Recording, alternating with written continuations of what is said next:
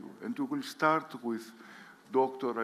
Ariel Levite, which I have the pleasure to know him for the last 45 years. He's a political scientist, and he has moved between government and also the think tank world. He's currently at Harvard, the Belfer Center, and he's also non-resident fellow at the Carnegie Center for International Peace. He also served in Israel as vice chairman of the Israeli Nuclear Commission. And we move to Mr. Christos Housiadas, which is the chairman of the Greek Atomic Energy Commission for many years, so he's perfectly qualified to discuss regulatory and other issues. And then we move to George Nounesis, that for 8 years, until very recently, he was the head of the Demokritos Research Center, the basic center that from the early 50s we did work on the nuclear energy. And last but not least, Mr. Dionysios Chionis, a nuclear engineer by training, and he's a co-founder and director of a startup, Athlos Energy, that wants to promote nuclear energy in Greece and prepare the necessary steps so Greece to enter in the nuclear era. Dr. Levite, what went wrong? Why in the 50s everybody was so excited, and then it was an anticlimax? And do we have reason for optimism? Things have changed in the 50s. So I would like you to outline the challenges that we are facing today with regard to new developments, which the new developments are being called, you know, a nuclear renaissance. Yes, I think Athanasios, as you described the history quite well. And Greece is a telling story, right? I mean, the enthusiasm for nuclear energy, which then dissipates and finally leaves some modest nuclear applications. So the enthusiasm was there, was that that generated the whole nuclear energy interest, was the belief that there was abundance of a source of energy that was available in terms of uranium, very compact availability of energy that could make for development, for grid supply, whatever, and so on, for millennia. The problem had been that that technology had a couple of characteristics in the past that are now being revisited. One characteristic was that it was built essentially as a derivative of nuclear weapons technology. The technology, nuclear technology, is essentially dual use. It's the same materials that are used in a civilian program that ultimately make their way into a bomb program. And so how do you, on the one hand, encourage development of the peaceful applications and at the same time prevent their use for nuclear weapons has been a problem, and by and large remains a problem to this day. So that was one issue. The second issue was that to capitalize on the potential inherent in nuclear energy requires massive the sort of down payment before the nuclear energy actually produces for many years the energy that you're hoping to get. And so the predictability and the long endurance requires massive public support, no events of a catastrophic nature, of incidents or accidents and so on, was a second thing. But most importantly, I would argue economies of scale. And the economies of scale required uniform regulatory standards. And so between the accidents and the incidents and the uniform regulatory standards and so on, created a complication that ultimately created this boom to bust, boom to bust, boom to bust several times. So we had 3 Mile Islands, and we had Chernobyl, and we had Fukushima, and we had the Indians taking a peaceful nuclear program and making weapons out of it. So all of these were setbacks in this vision that ultimately created a disillusionment with a potential that kept it at few percentage points of the world energy supply that you've talked about, but not more than that, with the exception of a few countries which had the scale to actually develop it and standardize it and look after it domestically. So China is a primary example of today. France was a primary example during the oil crisis and so on. And the reason France is able to generate a lot of relatively cheap energy today is based on the investments they have made in the 70s after the Arab oil embargo. So that's kind of, I think, the history. Let's talk about the contemporary and the future. Because we have, I think, here an incredible team to actually think of where this actually might be of relevance to Greece. So all of this... What has changed now? So what has changed? So the answer is, what is not what has changed, what is changing, because it hasn't changed yet. But the hope is pinned on a couple of developments. The first is technological developments that instead of building large reactors that take 10 years to build and commission and so on, and then it takes 10 billion euros or more to build each unit with the hope that they will then generate electricity for 60 or 80 or maybe even 100 years and therefore pay off and be profitable. You're now talking about much smaller nuclear power plants being the attraction. We will have here a distinguished panelist who will talk about some of them. And that those would be much more affordable, potentially. We hope they would. So there is hope that those small modular reactors will generate less electricity, let's say 20% of what the large plants do today, maybe even less. But nevertheless, could be industrialized, could be built very quickly, could be built mostly in the plants, and then ultimately set up on the location. So that's one hope, that those will be inherently more safe. And you contrast this with the past, that it was not only expensive, but the timeline was, let's say, 10 years and was taking 15 so here, as the assumption is that by 2035, you can actually commercialize and standardize those designs and start producing them the way you do, let's say, aircraft. So that's, and those would be inherently more safe, inherently more secure, inherently more affordable.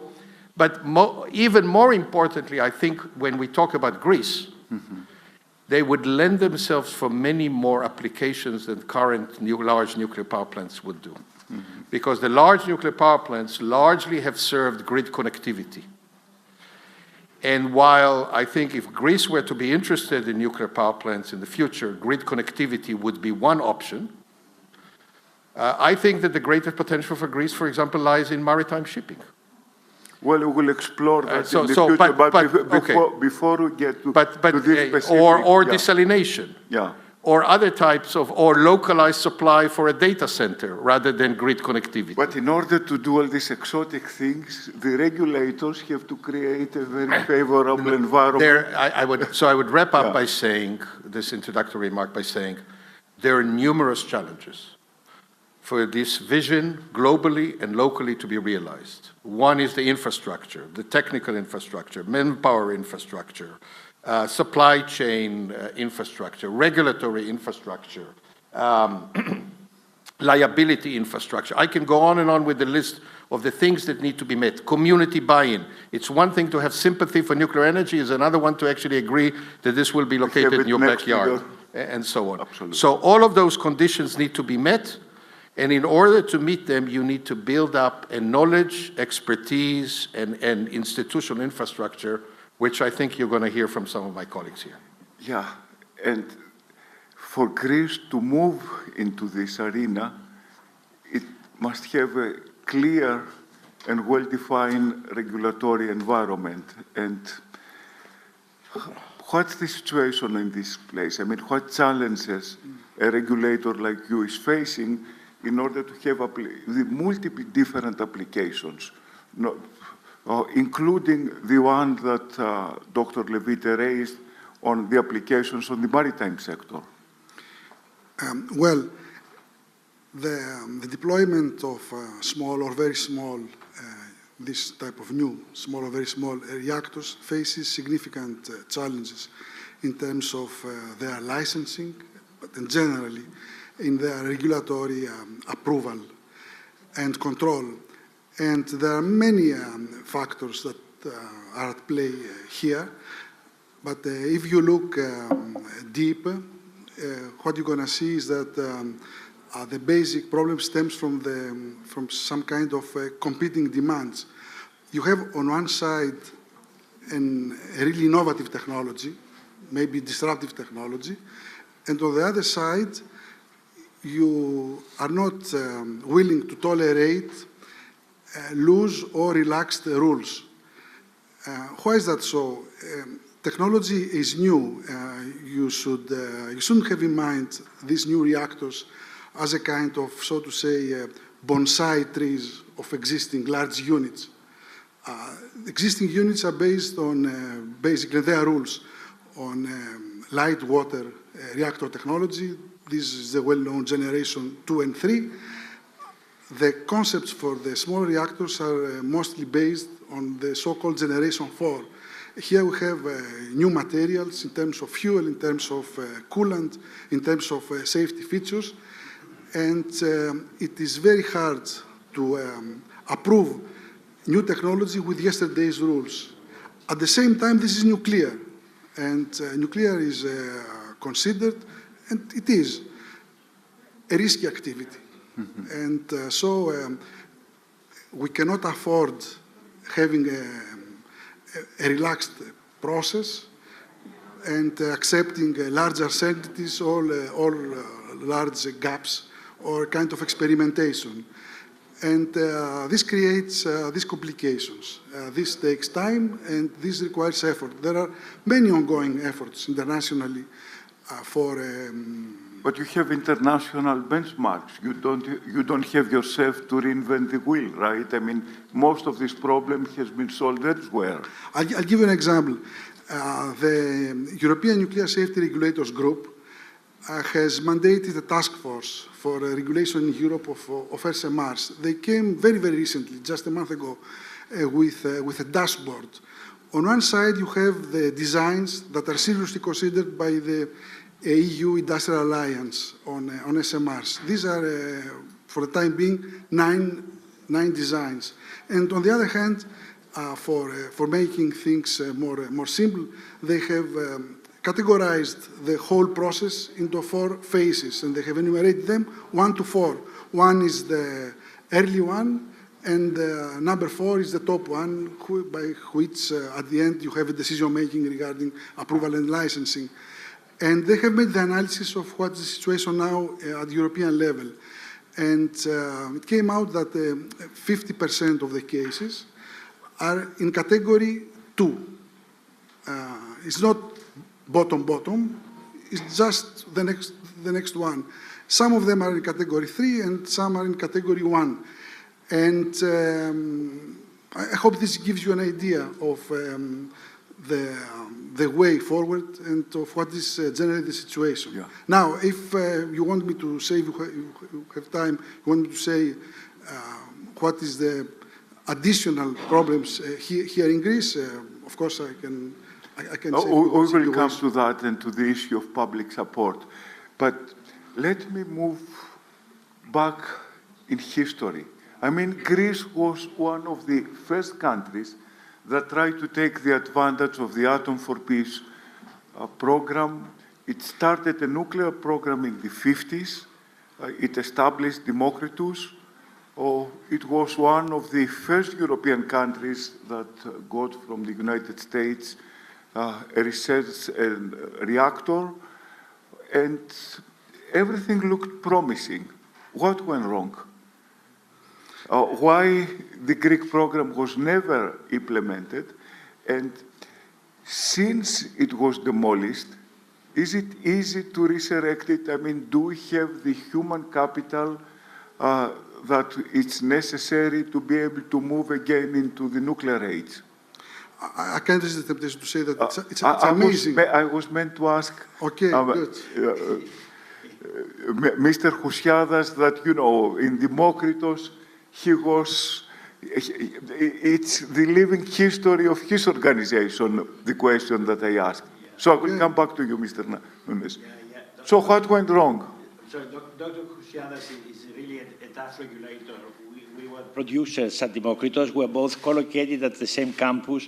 It was a very, very fruitful and productive relationship all these years. So I have to disclose, thank you for the invitation for this panel. I have to disclose that actually I'm the outgoing president of Demokritos. I'm currently a technology advisor with EY.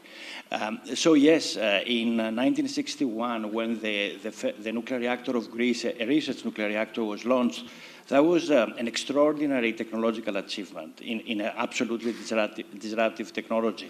It was only 15 years after Hiroshima, and Greece had its own nuclear reactor functioning and working perfectly. But then you ask what went wrong. Apparently, it was a political decision that was never made to adopt nuclear energy for Greece's everyday needs.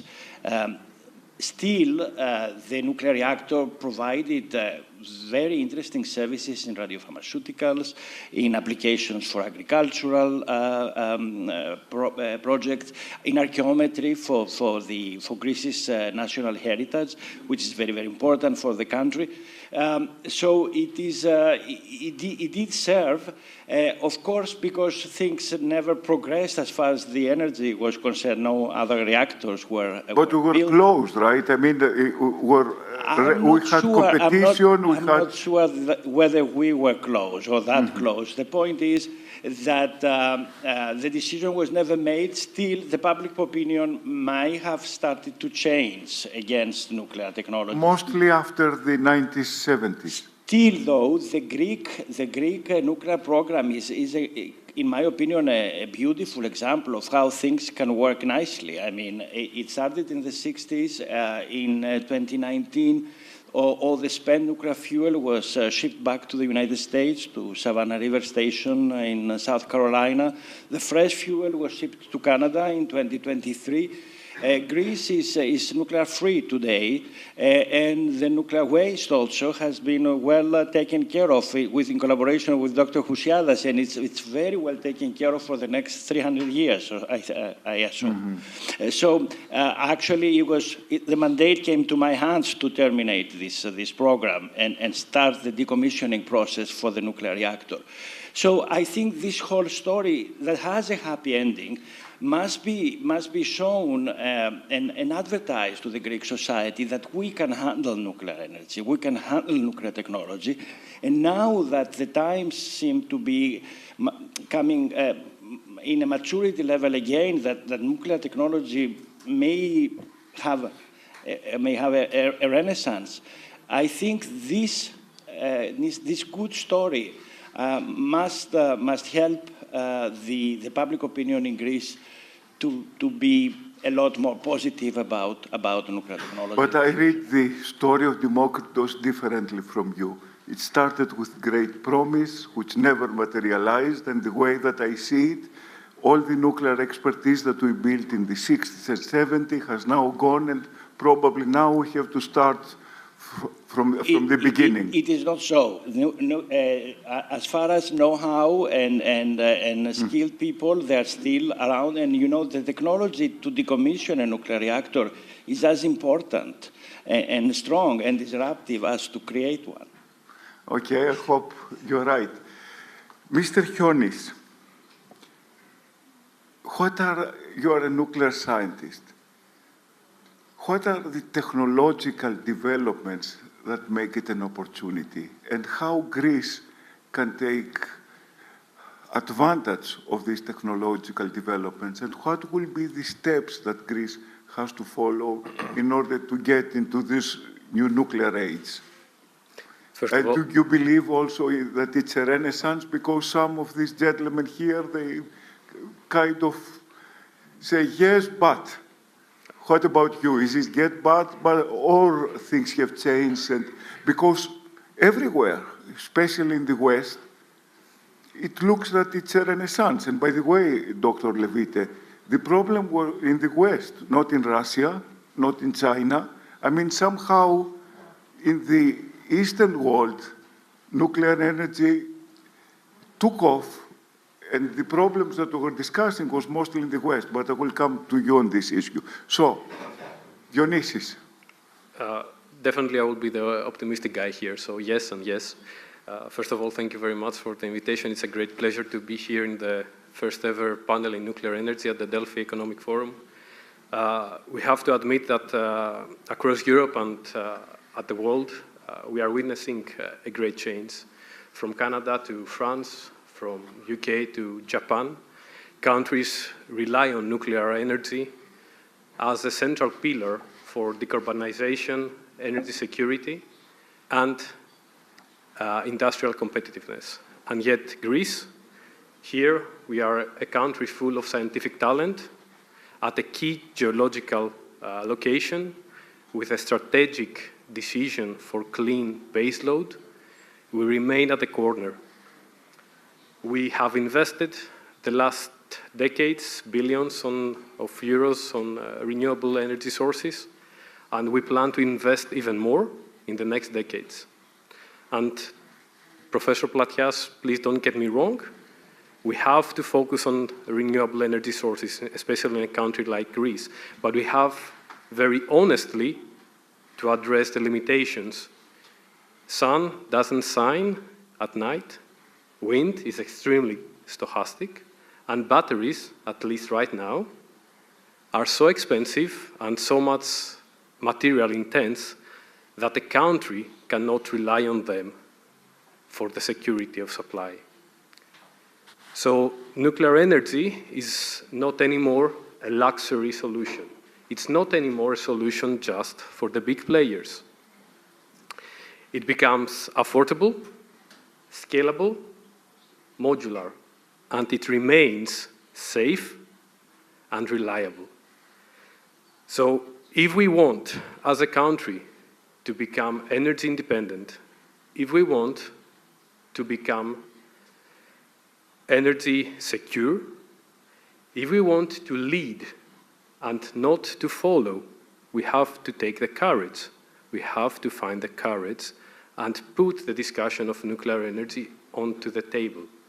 And as we said before, we should not miss the nuclear wave for a second time. And what you said, I mean, I add the environmental targets because it's clean energy. But coming to Greece, what Greece has to do in particular? I mean, what steps has to follow in order to get into the nuclear age? Because so far we are a bit abstract. I mean, okay, we ask for the regulators to create a favorable regulatory environment, which is actually a big problem because in Europe, everything is overregulated, something that the Americans have understood and they have asked Musk to take care of it. But the problem of regulation is a huge barrier to technological progress in general, not to mention the application of nuclear energy. But apart of the regulatory challenges, what concrete steps can Greece take in order to get into the nuclear age? The first concrete step has been already taken. It was actually the establishment of our company, the Athlos Energy, which is the first ever company in the nuclear industry in Greece. And we have the clear belief that nuclear energy can and should be part of the solution, not in 30 years, but today. And for that reason, we have started to develop an ecosystem where we bring together international experts with local enthusiasts, people, and we educate the people and we try to create policy in order to explain to the public and to the government what nuclear means. But then the government has to take very clear decisions. First of all, the Greek government, if we want to enter in this nuclear era, has to revise the national plan for energy security, what is called Εθνικό Σχέδιο για την Ενέργεια και το Κλίμα, and simply state that nuclear can be potentially a solution for the energy mix. That's not a commitment. And in the current program, the word nuclear doesn't exist, of course. The last revision was in October 2024, and now we want to convince the government that nuclear should enter in this program. From the moment that this statement is made, Greece will be officially stated as a nuclear embarking country under the support of International Atomic Energy Agency. And then the government has to establish a small group, 3 to 5 people, reporting directly to the Prime Minister or the Minister of Energy in order to perform a pre-feasibility study, should last 1 to 1.5 years, and perform all the analysis in order to give answer to questions like how much nuclear will cost for us, what technological solutions could be for Greece, where can we locate a nuclear power plant, what other solutions are there. And based on all this analysis, the government can take a very solid decision if we want to start a nuclear project. And then a nuclear law has to be established. The commission, the regulatory body has to be restructured, and then it can be possible for any investor, either public or industrial partner, to submit a construction license for a nuclear power plant in Greece. So do you have a timetable that all these things can be done is 15 years, 20 years, 10 years? Do you have a feeling of a timetable? It fully depends on the commitment of the government. In countries like the Emirates or in Saudi Arabia, this thing will happened in 7 to 8 years. In other countries like Poland, where it was extremely unstable, it took 20 years. What is, as a best estimate rule of thumb, is that if we start today, we will have a nuclear power plant in Greece in 15 years. Wonderful. Dr. Levite, why the West is facing all this problem that you describe, and somehow the East is rising on the nuclear energy? I mean, the West is so dependent that it cannot even take care of its own enrichment capacity and buys from Russia. So that's my first question. And the second, the way that I looked our area, in Greece, we think that this is a major revolution to get into the nuclear energy, but our neighborhood is nuclear already. Turkey, Egypt, Bulgaria, Romania. Could you tell us what's going on in the region and some promising examples, mostly in Eastern Europe, Romania? What's going on there and how they solve all this problem that the Greeks cannot solve? Because we're such friends, or long-standing friends, I could slightly differ with your historical perspective. Russia is not a complete success story. Chernobyl was a disaster in every possible respect and continues to haunt us. But some of their the export market, wait, right? just a second. And what happens in Russia, I mean, there are many problems with their nuclear program, not in the least that you have to bear in mind the core of the Russian program remains a weapons program. Yes, they have a solid energy program. But when you combine the two, things look different. The economics look different. So the same is not completely irrelevant for China. So you have to bear in mind that the same is also true of France. So what happens is we have to remember that the bigger powers were there. We're combining a nuclear weapons program with a nuclear energy program. So you need to look at the countries that had ambitions in nuclear energy that were not part of this. So I would draw your attention to the Republic of Korea. Republic of Korea is a significant commercial, Western-oriented commercial success in nuclear energy, and is one that is vying for significant contracts including in your neighborhood. And got So one that's in one. the United Arab Emirates. Right. And four units, they're going to be building more. Number two, the Chinese program, the commercial program, was based on Western technology. On the one hand, there is the Westinghouse side. On the other hand, there is the French reactors and so on. What the Chinese were able to do, as they have done in other domains, was to scale up, indigenize the program. Obviously, there were copyright issues and all things of that nature, but in essence, they built off Western technology. So that's one point that I would make. The other point I would make is to say the following. I'm actually much closer to Christos here in terms of his... Yeah, but you've been a regulator yourself. No, that's why. because I think what he is trying to tell us is something that actually answers your question. He says, look, Greece's starting point is not great, for all the reasons you have already explained. But Greece has the European potential to reap, their JRC has 7 research centers that are dealing with nuclear. The European Nuclear Regulatory says that the effort that Greece should do should not be an effort that should be completely indigenous. Yes, it should have the local credibility, but it could build off European collaboration. And I would take it one step further, and this is exactly the direction you talked about.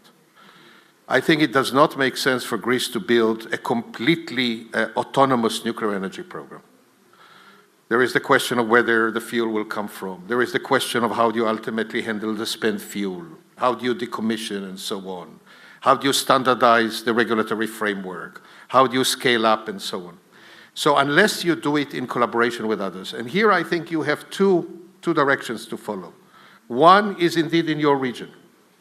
Can you collaborate with Romania? Can you collaborate with Bulgaria? Can you collaborate with those countries that create a scale of demand, but also a potential that not each of you has to build their own enrichment plants and have to do the spent fuel and send it to Canada if Canada will accept it or whatever and so on. So that's one aspect. The second, which I think for Greece... So that's an interesting strategy. So I think, yes, which I think starts... if I were Greek, which I will never be, although I would consider it an honor to be one, I would say you have to articulate a nuclear vision that sees nuclear as a potential energy source for Greece in the future, not just energy source, also other applications. And then it has two pillars, a European pillar and a sub-regional pillar. One.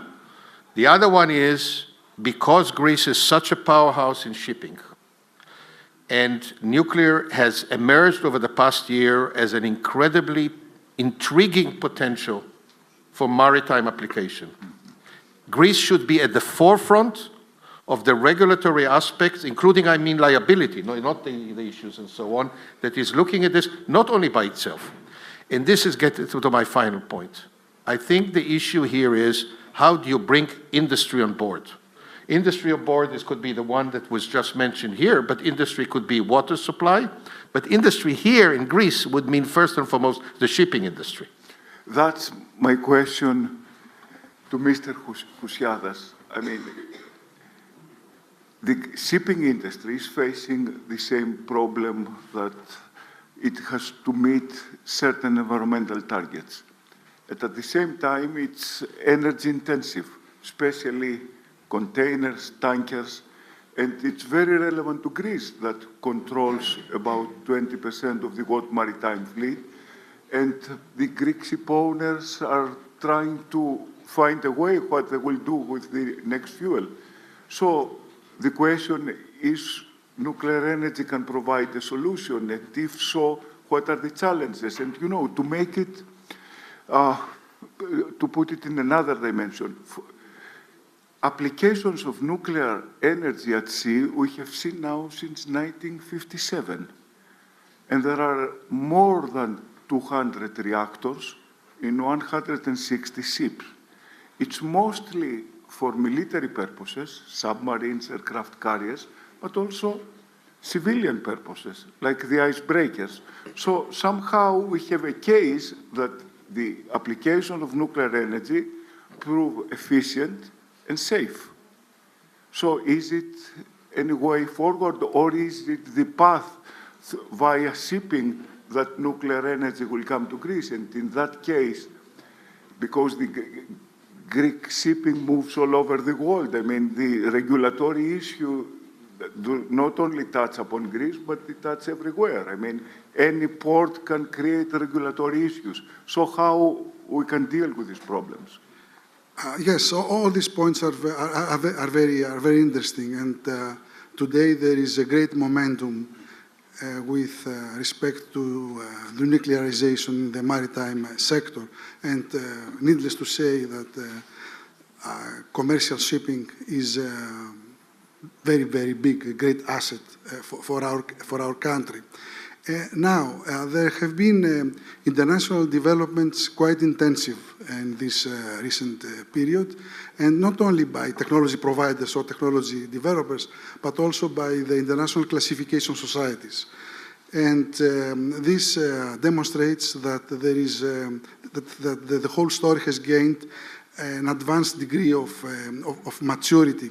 Now, the complexities regarding regulation are far more compared to what happens on land. And you can understand that because you have many stakeholders at play in the maritime sector. You have the ship owner, you have the port of departure, you have the port of arrival, you have the state flag, you have the charterer. And this is a very complicated thing.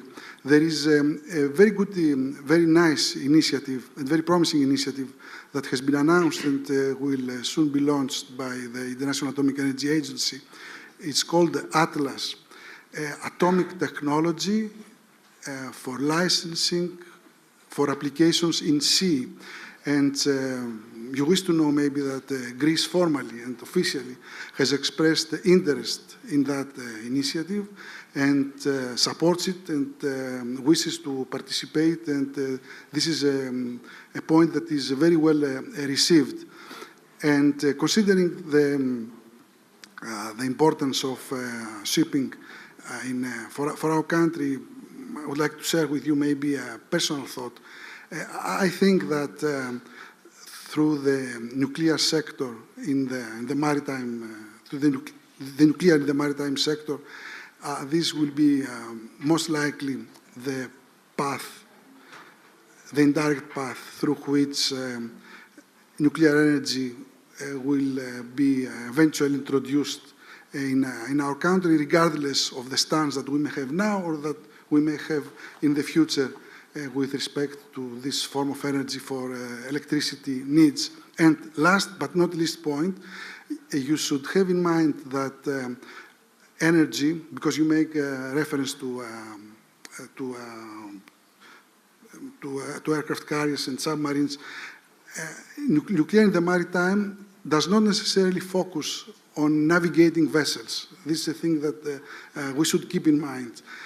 Very recently, the US Classification Society, the American Bureau of Shipping, published very detailed safety requirements for vessels, they call it, but refers to barges or to platforms offshore for producing locally intense needs for electricity, for seaports, or maybe for synthesizing even alternative fuels.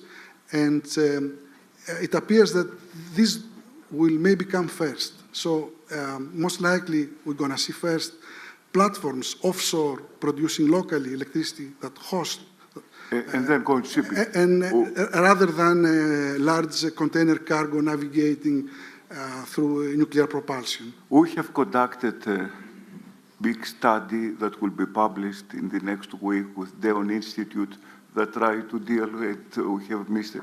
Xidi here, that we try to deal with the challenges of applying nuclear energy in shipping. Let me try to put it this way. For Greece, in order to have a future, it has to be able to participate in the new technological wave that is driven by artificial intelligence. And for that, you have to establish data centers. All this is energy consuming.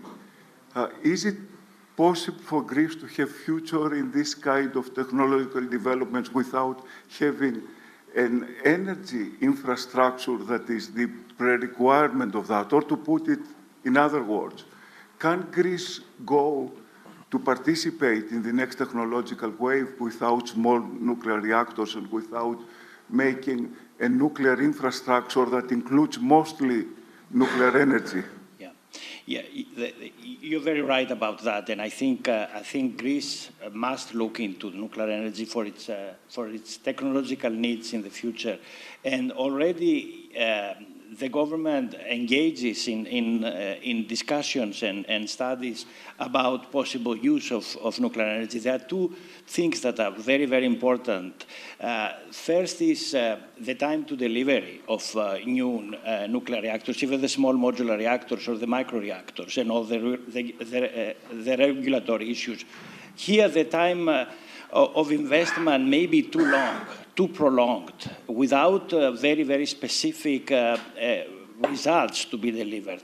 At the same time, I must emphasize that the problem of the spent nuclear fuel for every country that has a nuclear program, a sovereign nuclear program, is a huge one, because it's not something that has been resolved. Well, it's very technical to discuss it, but the Finns have given a solution. As you know, with deep storage, 450 meters down. This is a whole new story. Yeah. Besides having the reactors, hadn't we sent back to the United States the spent nuclear fuel of Greece? Right now, we would have a burning coal in our hands that would be very, very expensive to handle. It's part of the complication. But since we have only 1 minute, yes. Let me get back to Athlos. Let me just add to that because it's very important. Athlos, we really applaud the foundation of Athlos, and Athlos is welcome at Demokritos and will be part of the Demokritos ecosystem as we speak. So they're here to take things to the next level. Just in 30 seconds, what are the other applications apart of the nuclear sector or helping the power plants? I mean, could you outline 3, 4 other applications of nuclear energy? I think so. The most important have been already said, but of course it's electrification, direct connection to the grid. Then it's connection to the data centers. We heard last week that the Greek government has a big plant at Ptolemaida for more than 300 megawatt data center. Then we can use nuclear power and the advanced nuclear reactors in order to produce hydrogen. We can use it for water desalination, which is a key problem for the mainland and the islands. And of course, the nuclear maritime. It's a key aspect. Absolutely. And Dr. Levite, last question. You started your remarks suggesting that the nuclear energy is tied with nuclear weapons. After all, the energy, that was the incentive that we got in the nuclear age of production of nuclear weapons. So now that the SMRs are proliferating, what kind of technological solutions have been found that proliferation is not such a big concern as it used to be in the 50s and 60s? The solutions haven't been found, and the solutions are still very much with us, and in fact may get a lot worse. Why? And one of the reasons that I'm urging Greece to actually develop its nuclear infrastructure is because you need to be able to look at your neighborhood and nuclear developments there and make sure that the nuclear developments are indeed of a peaceful nature. I'll mention just 2. Many of the SMRs are going to be fueled by much higher enriched fuel. To give you one example, many more of these things will have to be, much more of this fuel will have to go back and forth in several directions. So that's another proliferation potential. Number 3, some of those designs actually their economic model is based on recycling the fuel, which then creates a potential that it may actually produce plutonium. So there are numerous proliferation challenges. The developments at the moment there is so much excitement about the energy potential in the nuclear power plants that is actually sidelining the discussion about the proliferation potential. So I'm saying that this is one of those major issues that need to be confronted. Well, I think, as Mr. Chionis said, it was an opportunity that we had this debate. Challenges have been presented. I hope the next year that we will have another question, we will be able to bring better news. Thank you very much. Thank you to all of you.